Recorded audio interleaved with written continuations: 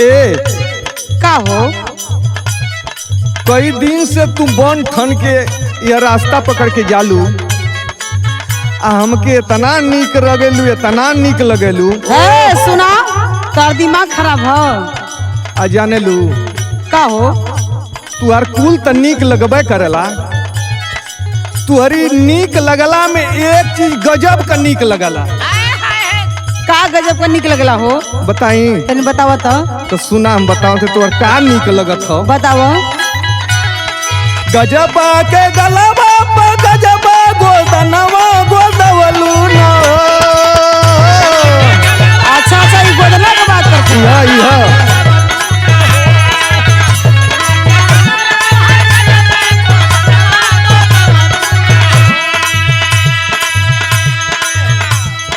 गजबा के गलवा पर गजबा गोदनवा गोदवलू ना हो। गोरिया कहवा गोदनवा गोदवलू ना हो।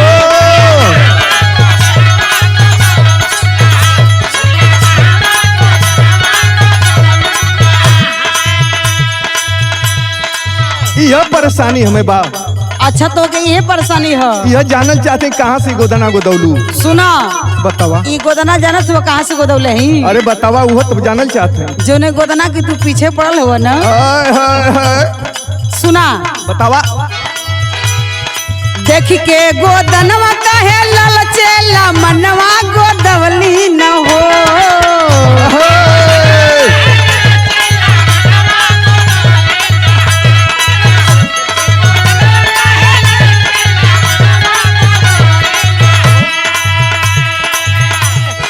देख के गोदनवा कहे ललचेला मनवा गोदवली न हो।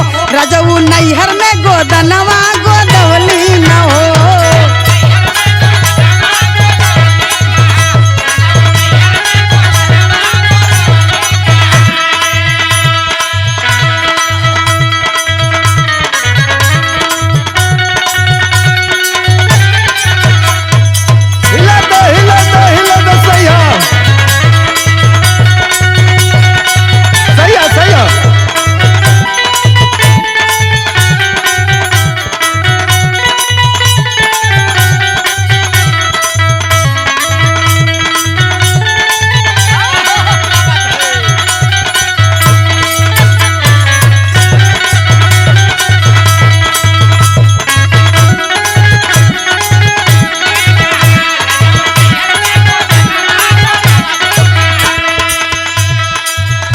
अच्छा तो तू नैहर में गोदना गोदवलू। हाँ हो। एक चीज और पूछल चाहते हैं। बतावा का पूछल चाहत हो? गोदना तो नीक लगता हो। अच्छा वो गोदे वाला कहाँ करल यह पूछल चाहते बता देबू। हाँ बता दे पूछा। सुना सुना सुना के तुहर गोदल गजब गोदना जनलू। हाँ हाँ पूछा।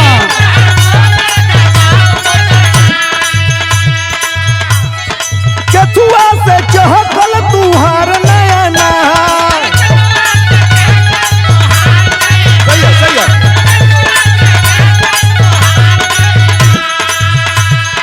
ए हो का हो? कन्हैया रोका बताई। हाँ बतावा।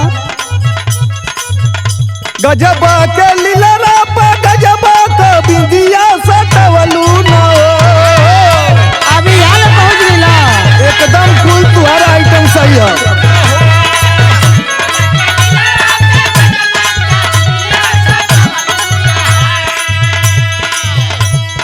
गजबा के लीलरा पर गजबा का बिंदिया सटवलू ना हो। गोरिया कहवा से बिंदिया मंगवलू ना हो। जियो जियो सैया बुला के। हाथ धर धर तू पहुँचा धरे लगला हो। अरे भाई तुआर एक एक आइटम हमारी करेजा में नासूर बनल हो। तोरी करेजा में धसल नसूर बनल है। नासूर बनल तुआरे एक एक आइटम। तो सुना ये बिंदी कहाँ से मंगौले हैं? बतावा बिदिया कहाँ से मंगौलू कहाँ के काजर लगा के आँख चमकौलू। अच्छा सब जानल चाहत हुआ। के तुआरी गोदना गोदल इहो बतियते बता दा। अच्छा सुना बतावा। गोदली नटनिया गजब गोदना। अच्छा ये हाल है। हाँ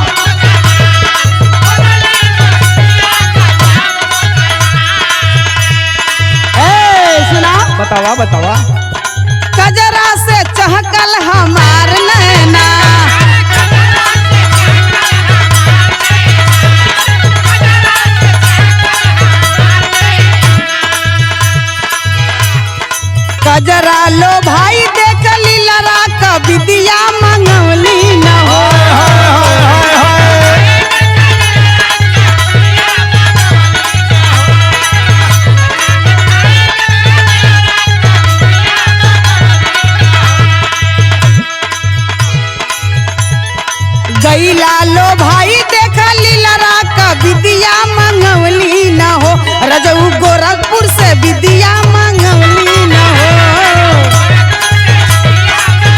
गोरखपुर से आई बा गोरखपुर। अरे भाई बड़ा निमने जगह से जोगी जी के हाँ जिला से। हाँ अच्छा गोरखपुर से।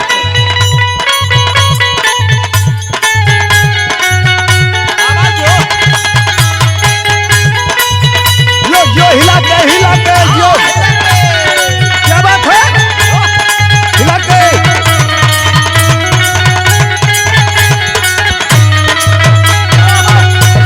यस सही है यस सही है।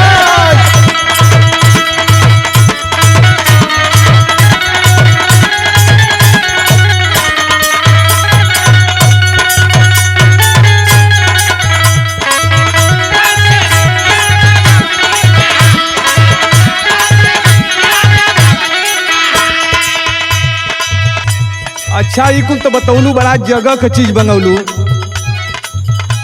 मुख्यमंत्री साहब के जिला से विद्या मंगा ललू और कुछ पूछल जात हो? गोरखपुर से। हाँ हो।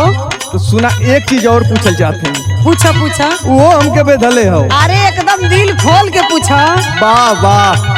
तो सुना कहवा से लिहलू सुघर बलिया या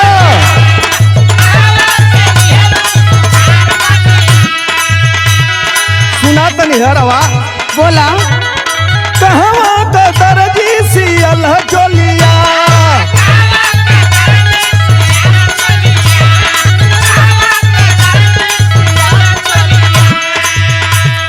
अब तो एक चीज और बेधले हो। का हो? हिरनी का चाल तुहर छम छम पायलिया बजवलू न हो। यहाँ ला पहुँच गईला।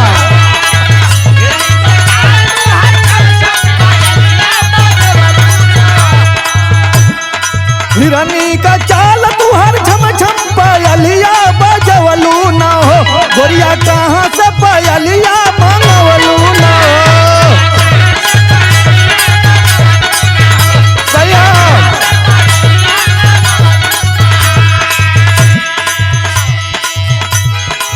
अच्छा धीरे धीरे तू बिंदिया से ओठलाली से पहुँच गईला काने पर। एकदम धीरे धीरे आइटम तुहार कुल निकल लगत हो।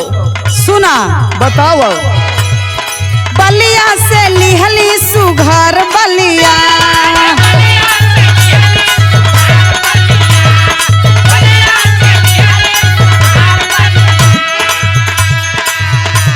आई चोली के विषय में पूछत हवा। ये बिल्कुल बिल्कुल एकदम इतनी टाप लगत हो तुहार चोली। सुना कोई कौनो मेहरानू को लगत ना हो। अच्छा अच्छा बतावा ये कुल तू निहारे लगा हो। भाई नीक चीज देखल न जाले। अच्छा तो सुना कहाँ से चोली मंगोले इसी बतावा बतावा। आजमगढ़ का दर्जी सियल चोलिया।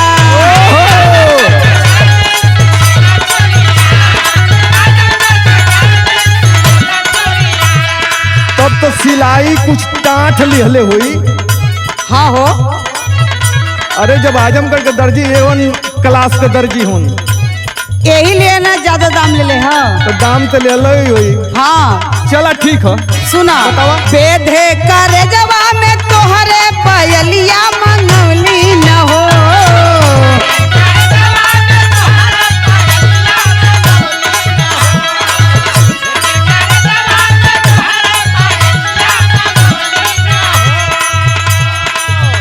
ई जवान तोहरे करेजा में बेधा तो चोली ना। एकदम चोली पायल जौन छम छम छम जो झनकार देत हो ना एकदम करेजा में बेदत हो। तो सुना ई छम छम का मतलब न बाहो।